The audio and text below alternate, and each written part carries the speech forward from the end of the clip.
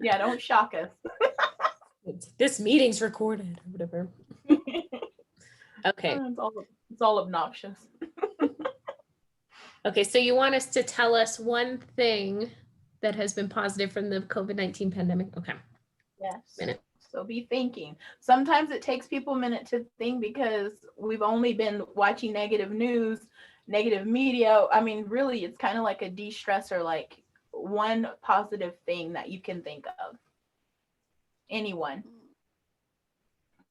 You played more board games. What? Raise your hand. Cassandra? Cassandra? Yeah. She said she's gotten to play more board games.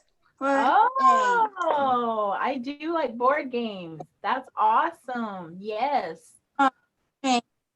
And she made Zumba friends. Friends. Wow.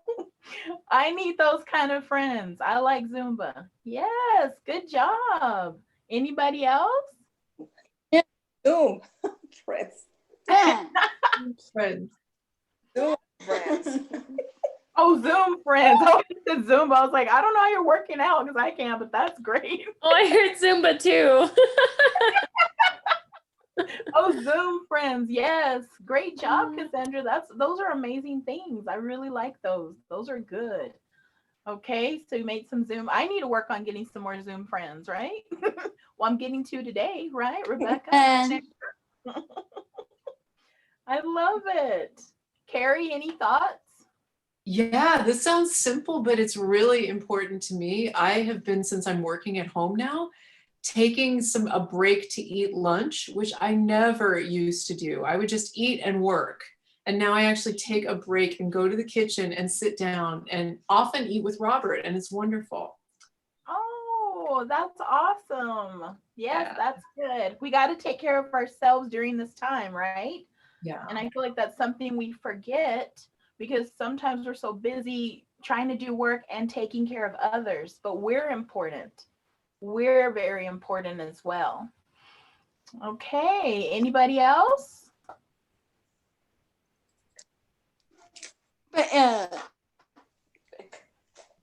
Cassandra?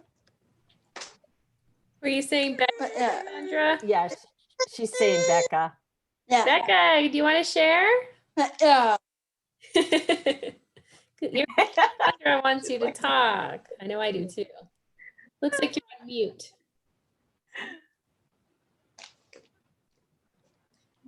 Are you able to unmute, Becca, so we can hear you, so you don't have to chat all the time? To COVID Yeah, I saw that. You went. with my mom. Oh, a shot. You got a shot? Yes. Oh, good. Wow, that's awesome. That's great, guys. Y'all did a great job. I love this. This is good, but doesn't it take a minute to really think about it? To really think about something good? You would think it would be the other way around. It would be easy to be naming off things, you know? Me and my mom saw a homeless man today, and I just thought, wow, we are so blessed because we get to go back to our home, you know, no matter what it looks like, it's ours. And we're not in the cold. This morning it was foggy and rainy when we saw him, and he was out there. And I just thought, wow, I just really need to be grateful. And I had talked to him a week ago and I took him some things, and he had said he came from El Paso and like nobody's hiring, you know.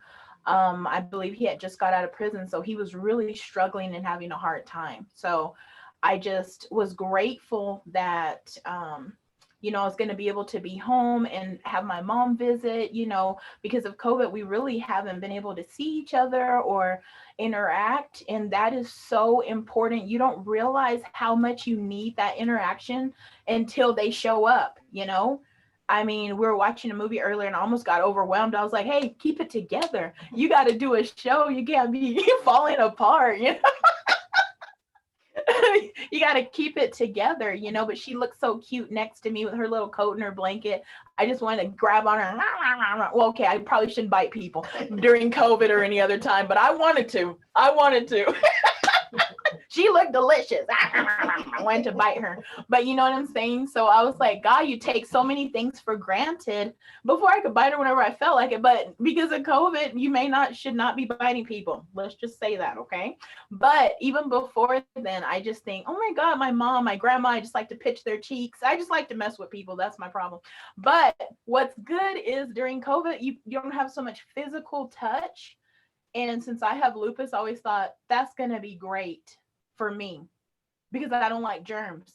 But it actually hasn't been. Just, I feel like a very disconnect. Does anybody else feel disconnected during this time?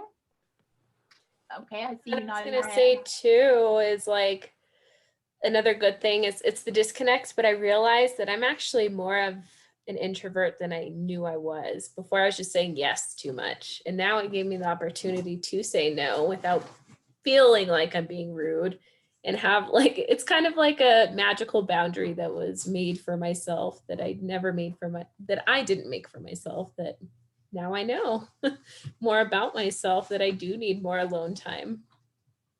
Exactly. Well, I'm an only child, so I like to be alone. But when I am with people, sometimes I feel like I don't engage enough because sometimes I'm kind of in my own world. So I've really been trying to work on that because I do feel that disconnect. So when I'm with people, I really try to focus more on engaging. I think they don't feel it. They think I'm engaged, but my mind is like, as soon as this is done, I'm washing dishes. I got this. So I've really been trying to be more focused. And that's one of the things that's helped me the most during this time with my mindset is being more focused and being to a place to where I feel like when I answer the phone, I want to answer it for somebody that I want to take the time to talk to. Before, I was just answering the phone like, what do you need? What is this? What is that? And that can kind of get overwhelming, just sending text messages and doing this and that. You just get burnt out. I was glad when everything shut down so I could kind of stay home and get a break. But now that I have gotten a break, I'm more concerned with the world and the mental health and all of it, just kind of the whole scheme of things. So I was like, what can I do to really help them with a few tips to move past the stress, move past this? So the biggest thing for me is meditation. I know a lot of people meditate in different ways, but for me, I meditate like from the Bible. It says that whether you believe in God or not, I don't know, but this is where I get the scripture. It's in Psalms 119, and it says, meditate on the law day and night. So basically, what I do is I take some quiet moments in my room, or I like to go outside. I close my eyes, and I really think about my day. What kind of energy do I want to put into the day? Do I want to bring happiness, compassion, joy, anger? I mean, because you have a choice. You can choose what kind of energy you want to put into the day. And I usually like to set my attention. I always want to get something accomplished. That's always like, I want to get a few things accomplished. But while I'm doing that, I also want to put some smiles on people's faces. Sometimes when you're out and about, even with your mask, I smiled at a lady the other day and she said, ma'am, I can see you're smiling under your mask because of your eyes. And I said, oh, well, thank you. I didn't even realize that because, I think they can't see me. So which is good. I need to smile more, be nice. Sometimes just like this, like I need soap, I need dishwashing liquid. You're just like on your mission. And when I had looked up and I saw her, she seemed really nice. I just smiled at her. And then she said, thank you so much for smiling. Because with these masks, it's like we're kind of like zoned out from each other and we're already distant. So I want to remind you guys to smile more. Even under your mask, they can see your eyes. And you don't think about that, but people are looking for love and connection. And that's in every race, in every sphere, in every human being. We want love, we want acceptance, we want to feel like we are enough. And I'm here to tell you that you are enough. And I'm going to show you why in a little bit. I'm going to show you exactly why I believe that, and I'm going to prove to you you're enough. But before I do that, I want to ask you some questions. What kind of things make you feel like you're not enough? I'll let you think about that. I'm going to give you a couple examples for me. One example was when I was young, I would go to school, I would learn something, I would come home, I tell my mom I don't know what it was. So my mom would go to school, the teacher would teach her, she would come home and teach me, and then I would get an A. She was like, "What's the problem?" But the problem was I felt like they didn't know how to teach me. It was the way they were saying it. So I felt like maybe I wasn't smart enough. But that wasn't true, because when my mom went to the same went to school, said what is she doing, what is she failing in, they would show my mom one time. My mom would come home, explain it to me, I would make A's all semester. So but I would feel like, until my mom got involved, that I wasn't smart enough, that I couldn't do things. And that was not true. I'm actually smarter than most people, but it's because it has to be relayed to me in a way that I understand. Otherwise, I don't get it. So what kind of examples do you guys have? Do you have any examples like that in your life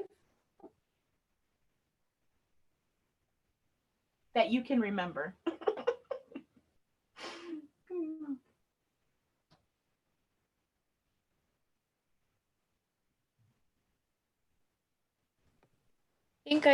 I thought Becca, were you trying to say something? I can't tell because I know you're on mute. You can also chat too. Chewing gum right now. What was that? I'm chewing my gum. Oh, you're chewing your gum. There you go. That makes sense. Is there anything that Linda was talking about where you feel like you weren't enough? Or that I was else made you feel bad? misbehaving at school a lot. At school? I'm misbehaving. Oh, misbehaving at school? Okay. Yes. Yes, that's a big one. I was there too. I talked too much at school, believe it or not. I always got written up for that. Cassandra, do you have anything? Can you think of anything? Speech. Me. She's limited in speech, Okay. so that Nice. made it Hi. to communicate with anybody. Okay. Bye. Okay. That's a good one. Yes. That's how I felt when I first started trying to learn Spanish. I did not do a good job. People did not know what I was talking about. I really felt terrible. Mikhail, do you have anything? Yeah, it's funny. I was just thinking both of President Biden having a stutter, and then Amanda Gorman, the young poet that read, said that she had a speech impediment that she had to overcome. So I find it so interesting because a lot of times the thing that can be perceived as a difficulty, a handicap, a disability, whatever, can actually end up making people stronger because they I don't know, it gives you sort of a different perspective on the world. And I guess for me personally, I was being disabled is hard. I feel like I am not reliable because I have to cancel on things because of my unpredictable health. So, but then, and I know, I'm sure you're going to talk about this, but then there's, in a lot of ways, I overcompensate to try to make that not true. Mm-hmm. Yes, that's very true. That's a very good point, Mikhail. Very good point. Hi, Catherine. Hi, Catherine. And that's exactly what I feel like I coach people the most about, is their perception of things, the meaning that they put on things. just maybe 3 months ago, I found out that a guy I thought hated me in high school. I thought he didn't like me. I wasn't pretty. Anytime I was really shy, I know it doesn't look like it now, but I was really shy in high school, really, really shy in junior high school. And every time I saw this guy, I would say, hi. I don't know, maybe I scared him. I was too loud. I don't know. But he would just look at me and look at the floor and turn around and walk off like every single time. So I just thought he just hated me, right? And then he ended up marrying one of my friends. And then 3 months ago on Facebook, he contacted me. I was like, what could this guy possibly need? What could he want? Well, he's going through a divorce with one of my close friends. And so he said, well, I know you're a life coach. Can you talk to me? I said, yeah. So we started talking. And then at the end, he said, Linda, you were always so beautiful to me. I didn't know how to talk to you. It would freak me out. So for 20 years, I'm thinking I wasn't pretty enough for this guy, but that's not true. It's the meaning, because I saw things one way and I didn't talk to him about it. I didn't go up and say, why aren't you talking? I wasn't like I am now. I just left it. For all those years, there's a part of me inside. I thought I'm not good enough for that kind of guy. And that was not the case. I thought I wasn't pretty enough, or maybe I wasn't skinny enough. I wasn't really sure what the problem was, but I just always felt bad about myself. And really it was the wrong perspective, because that wasn't true. He actually thought a lot of me, and that's why he was acting crazy. When you're in love, you do act crazy with people, when you love somebody, you get weird, but I was young. I took the wrong meaning of things. So I said, okay, if that kind of guy doesn't like me, then that means all kinds of guys that look like that don't like me. And I really struggled when a guy like that would ask me out. And they were great people. I could have probably been married for 40 years already, but I would sabotage those relationships because of the meaning I gave that one incident. And that's why I want to be a perspective coach, because one incident can change the trajectory of your entire life, because you thought of it incorrectly, and then nobody's there to talk to you about it because you don't know anything's wrong. He never said, Linda, I like you so much, I can't talk to you, I can't look at you. So I just automatically thought it was a negative reason. So how many times have you done that? You immediately think, oh, that person's not texting me back or calling me back, they don't like me. That's not true. Maybe they're busy, but can you think of any times that you've done that and then maybe you were wrong?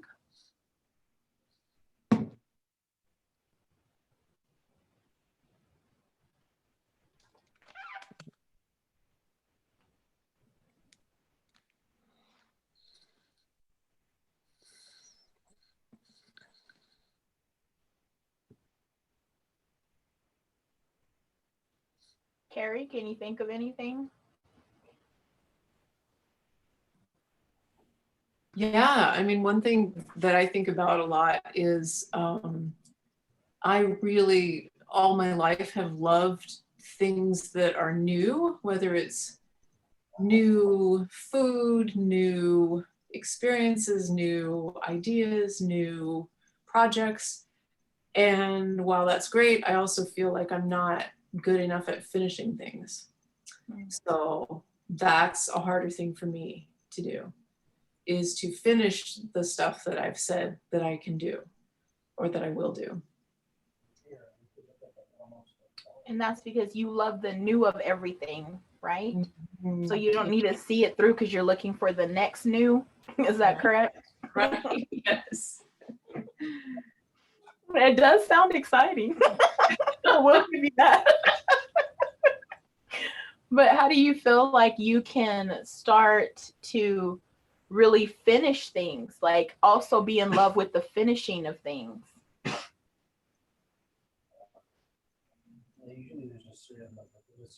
Well, I think not starting so many things would be helpful. That's part of the problem right there. My mom is laughing. Well, you said it. I didn't want to say it. You said it. Oh.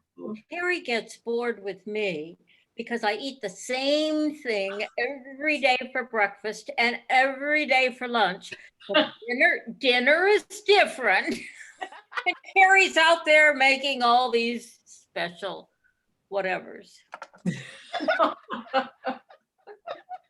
Right, Carrie? I always say, yeah, Mom, would you like something different today for lunch? Oh, no. That's awesome. She likes the same and you like different. Boy, I like to see you two together at dinner. Right. I love that. Thank you, Carrie. I love that. That's awesome. Anyone else?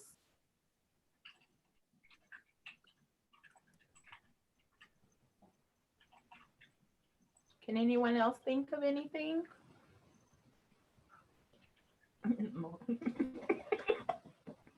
My mom said we can't.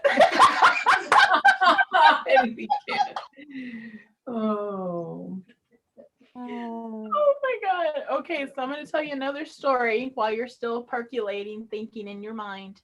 So I have 14 non-biological kids. So I don't know if those pictures came through, but these are my littlest ones. These are my girls.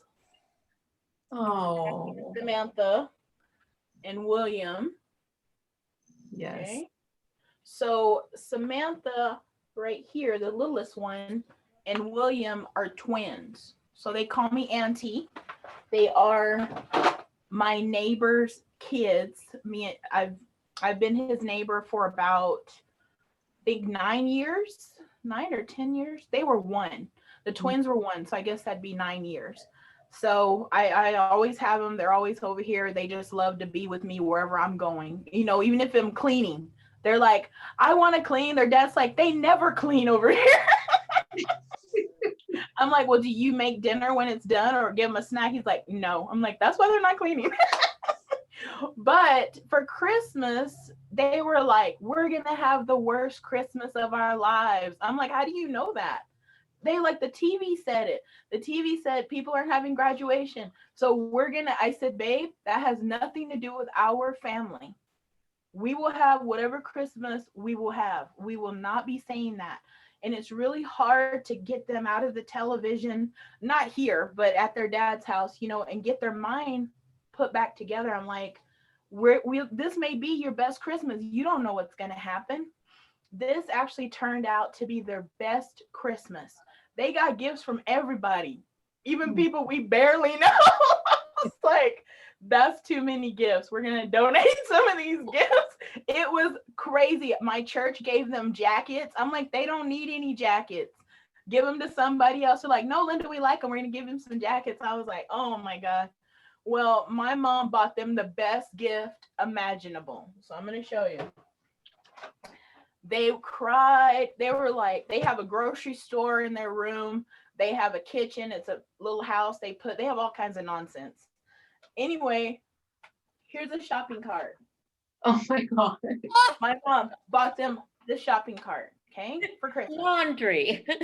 Yeah, they have laundry soap. They got a basket. They made a washing machine. They're always up to something. So they have this basket. So they only had one, okay, from last year. So mom said, what do they need? I said, they really want these shopping carts because there's 3 of them. So then one is the grocery store clerk. I'm teaching them how to write checks. And then the other one is like a baby because they have like this basket she can push him. And then they have this basket. So I was like, I would like them to all be walking. I don't like all this screaming, I'm a baby kind of nonsense. So my mom bought 3 of the exact, 2 more. So they had 3 of these. I rewrapped this one. 3 of the exact same baskets. I just rewrapped the same toy. 3. So when they opened it, all 3 of them got the same basket.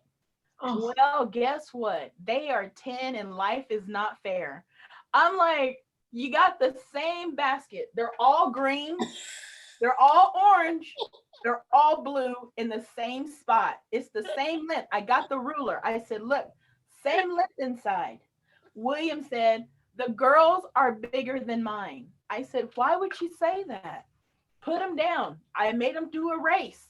They had them all lined up. I said, look, get the tape measure. They measured them. This is incorrect. How is this incorrect? It's math. I don't know.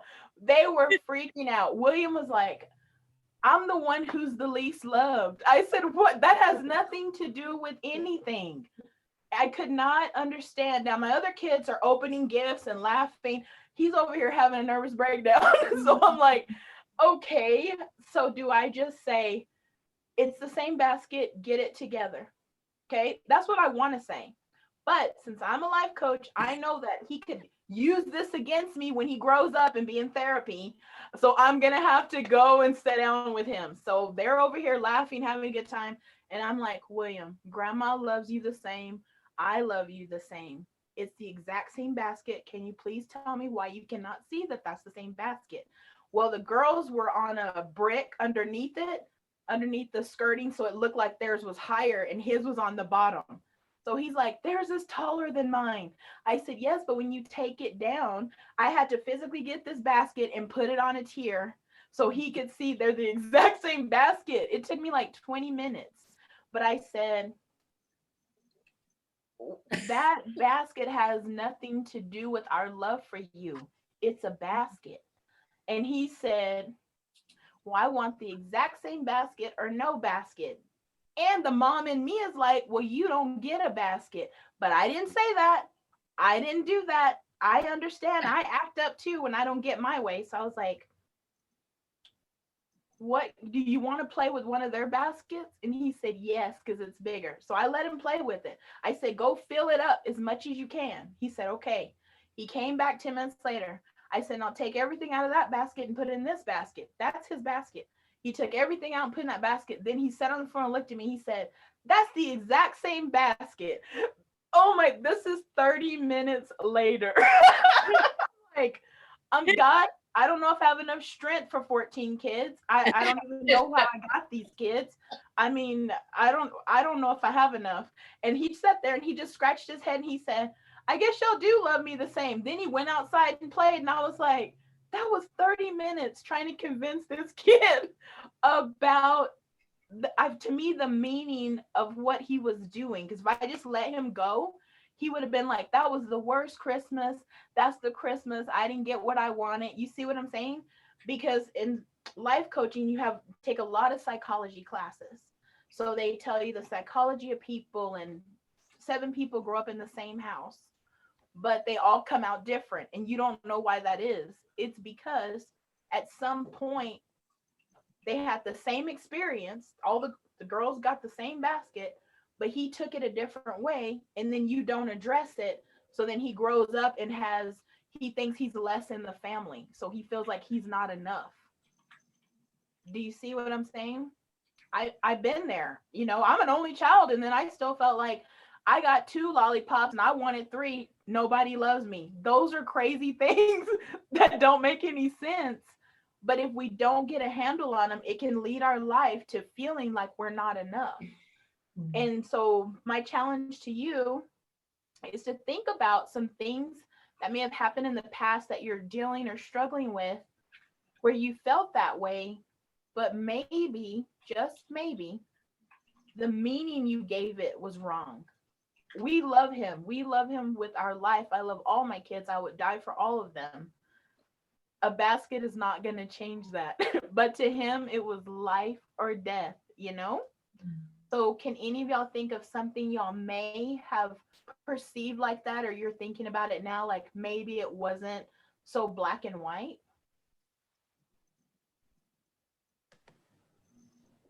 Well, I like to use the example because I have always felt like the forgotten one when I was growing up, because I was the youngest. Usually the youngest gets the most attention, but for me, my sisters were bad. So they got all the attention. And for me, my parents would just forget about me because I was quiet. So of course they didn't, it's like, okay, whatever, she's doing her thing. She's doing good. So we're not going to say anything, because my sisters were just being crazy and they're always trying to corral them. So as I get older, anytime there's a little inkling of being forgotten, it really makes me feel just like I'm not enough or not worth it. And I'll just use an example of like, just work. Like I know Carrie, I know we're all late sometimes, but sometimes Carrie's late. And before I would take it so, before I got to know her, I would just take it so personal, like she doesn't think what's important or something, you know, but this, and of course, just an example. But as I get to know Carrie more and more, she cares so much about me, and she like will do anything for us. But it's just these silly things that happen when we're kids that manifest to terrible things as adults. Yes. And that's what I'm saying. Like it happens as a child, which I feel like kind of isn't fair. You know, I talked about how they feel like life isn't fair because you make decisions as a child, but you carry them into adulthood unless somebody can kind of, you know, shake you and say, hey, that's a different meaning. And I feel like that's why what I do is so important, because there's so many adults walking around as broken 6, 7, 8-year-olds, you know, but they don't know it. They just think this is how life goes. That's not necessarily true. I'm not saying people didn't forget people, you know what I'm saying? But the instances that I can catch with my children, I know they'll have a better future. And if the more I can help them think that way, that we love them and they need to just move forward and talk about their feelings. He's a boy, you know, boys, you usually shut them down on their emotions, like don't cry, you know, suck it up, you know, you're the protector, you know, stuff like that. And I really try my best not to do that. If he wants to cry, let him cry. But I want him to get to a resolution of the crying. Why are you crying? Let's talk about it, you know, and give him as much attention as I do the girls. Girls are always more needy to me than the boys. But thank you for sharing that, Sam. I mean, that's really powerful, you know, just to be able to recognize that in yourself. And I'm sure if we go back, if we had time to do a coaching session with you and we go back, you would see how they forgot you the very first time and how you perceived that. And then you kept seeing it because that's all you could see. You couldn't see when they didn't forget you. You can only see when they did. You see? And that's sometimes how we get trained by the media. We can only see the negative in everything instead of the positive. I saw you shaking your head, Miss Catherine. Did you have anything to add? Probably, but right now I can't think of anything. I will tell you one little story about not being chosen. This Christmas, under my Christmas tree, which is really a stick of driftwood, there was one gift from the woman who cleans my house. So, you know, I mean, what can you say? It could always be worse. That's true. It could always be worse. You're so cute. I like it. Mikkel, anything? Any thoughts? So many.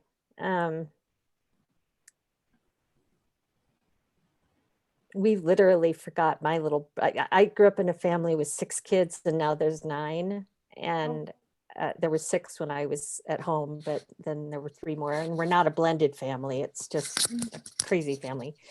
And one time when it was just the 6 of us and my aunt and uncle were visiting, we took them on a trip to my dad's office. He worked at this, he was an accountant for a Inverness Land and Cattle. So it was out at this cattle ranch. And so we all drove out there and we went inside the office and looked around and everything. And then we went outside and looked at the cow, you know, the cattle over the fence, these longhorns and everything. Then we all piled back into the car and we were going to Yellowstone Park, I think. So we had driven about 30 minutes and my uncle goes, "Where's Joey?" Oh no. Oh my God. Oh. And my mom says, "That is not funny, Kenny." And he goes, "No, I'm serious. Where's Joey?" we're all in a big station wagon, you know. Oh my God. Oh my God. We turned around. He was not in the car and he was a toddler. I mean, he was like, he had just learned to talk. Oh. And We drove that 30 minutes without saying a word. It was so silent in that car. And then we get back and at the build, because all we could think is he's out, he's gotten into the cattle yard. He's, you know, oh my God, my mother is just freaking out. And we get back there and we go to the office building and there's a glass pane by the door and he's Oh, Poor thing. hearing out. and he's 8 years younger than me. And I always think that has got to stick with him, you know. Oh that, my God, poor Joey. It was like an hour that he was by, and he wouldn't, he came and he sat in my mom's lap and he wouldn't talk. He wouldn't say anything. And finally, after about another half an hour, she said, "What did you do when we found out we were gone?" And he said, "I kicked and I cried." Oh, poor thing. I didn't report your mother to social services then. Oh, but you know, and that's not even the only, my little sister Allie got left a few times. So it's just interesting because, I mean, I never got left. I was the oldest. But I was responsible also. Yes. I was responsible for everyone. And so one of the things I was just thinking about is that even as for years, I still have dreams where something bad is happening. And in the house, there's an intruder, he has a gun, he's whatever. And I'm the adult and they're all little kids. Yeah. And, you know, that the stuff that you take on as a kid, that's so unspoken, you know. My parents never said, you know, you have to protect everyone. You have to, they didn't verbalize that, but Right. you take on so much, I think, that's not challenged. Yes. And that's what I'm finding. The more people I coach, the more children I coach, teenagers, you know, I feel like it's so many things that happened when they were younger. You know, I feel like psychiatrists may ask them and get there and ask them the questions, but it's kind of like more for them to know. And they'll say, "You're this way because of this." But my thing is the how. That may be why, but how can we fix it?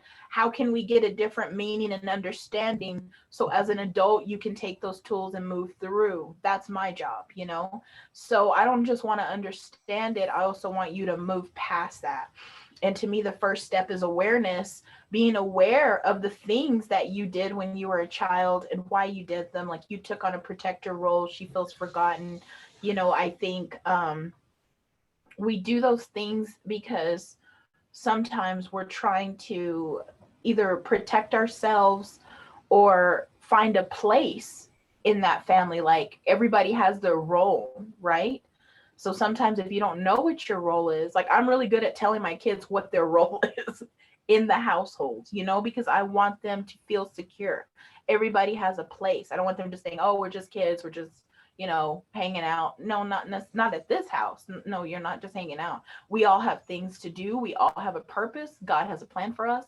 And I will see you fulfill that plan. That is my job as a mom, to make sure that you are happy, fulfilled, whole, that you help other people, that you believe in community, and that you're compassionate and generous, you know. But because I'm a Texan, I also want them to be strong. And sometimes that's a hard balance, you know.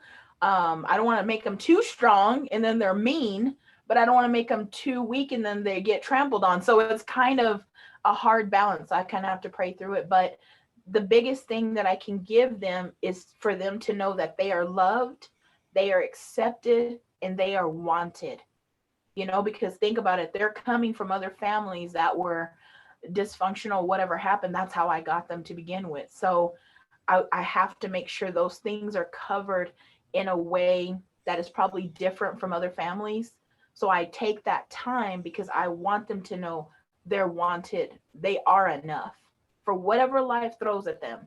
They can handle it, you know, and that's a hard challenge. But I think I've been blessed with the tools to train them and teach them, and then we do exercises and games. So to them, it's just being fun, but to me, I'm training them for the future. So guys, I think my time is up, but I am hoping that y'all got something out of this. I'd love to hear your feedback. Becca, what did you think? Did you like it, Becca? Yeah, I like it. Thank you. Cassandra, what did you think? Like it. You did. I You did. Thank you so much, guys. Anybody else have any thoughts? I love being here with you guys today. I really do. Really great to see you again, Linda. I missed you. You too. Mwah. Kel. Yeah, thank you all so much. And Linda, thank you for bringing everyone's story out. I think that brings us so much closer when we all know where each of us comes from and we're thinking. So thank you so much, Linda. I appreciate it. And I know we appreciate it. And as far as events coming up, next week is pretty busy for Daku. We're moving out of our office. So next week we're actually having like a garage sale. So it's going to be socially distanced. Everyone's going to be wearing masks and everything, but we need to get rid of stuff in our office. We want to find good homes for them instead of just mindlessly donating to bigger donation sites. So if you need anything, please just stop by. It's going to be Tuesday from noon until 4 p.m. And that's at the Daku office. If you need any furniture, we're selling stuff. We also have some free stuff. So if you wanted any of that, stop by. And then we also have the usual beloved events, right, on Tuesday and Wednesday. What else? Then we have United Friday next week also. Any other announcements? Becca just sent me an email. Cool. Thanks, Becca. One other quick thing, we have Daku team meeting on Thursday from 11 until 12:30. And we'd love to have you there to share your ideas about how we move forward. It's an exciting time. Sam didn't mention it, but Sam and Louie are both finishing their Vista year with us in mid-February. I know, so it's a time to, sort of bid them farewell. And also we are gonna be having, Sam, do you have the date? I think I can look it up if you don't have it handy. A Daku sort of get to know you, like a time bank get together basically, but virtually in February. When is that? It's on a Friday. Let me look again because we just decided this morning. It's hot off the presses. It is February 12th from 5:30 to 7. And it's going to be so much fun. It's gonna be it's called speed friending instead of speed dating. So we're going to figure out a fun way to kind of put people in breakout rooms, get to know people. It's going to be fun. And again, it's going to be our last event for me and Louie as full-time workers. So we would love to see everyone there, and we can talk a little bit about how much you all have contributed to me and Louie's time here. It's been amazing. So yeah, it'll be fun. You'll hear more about it from our emails and social media and everything.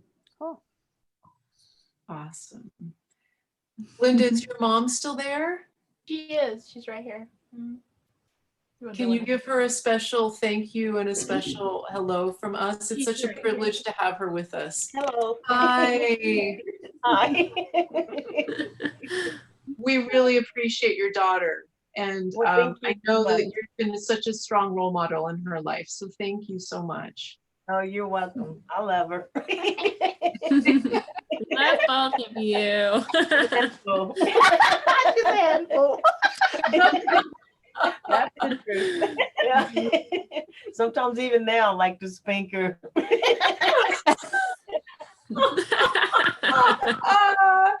Oh my gosh, that's great. Well, I gotta keep her on her toes. I gotta keep her on her toes. I was going to say you bite, so I'd spank you too.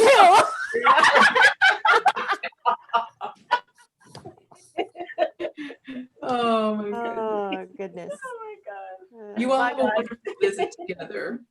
Bye. Yes. Have a good And- visit. I hope your foot gets better. Thank you, me too. My mom said stay off of it and it will get better. I'm like trying to hobble somewhere. I'm like, I'm gonna walk over here. It is so hard. A year and a half ago, Oh my god. I had 2 stress fractures in my foot. Oh And my, so I have I- one on the top and then my bottom's broken. I'm like, I don't even know what a stress fracture is, but I Yeah. hate this cast. I just want it off. I know. It's hard. It's frustrating. Yes. So stay off of it. Okay. Yes. Yes. I will. So Thank let's you guys think so of much. we usually go out on one word. Linda, do you have a word for us to all repeat together today to go out on? I do. What is it? Enough. Enough. Awesome. Do you want to count us down and we'll all say enough on 3? Yes. 3, 2, 1. Enough. Enough.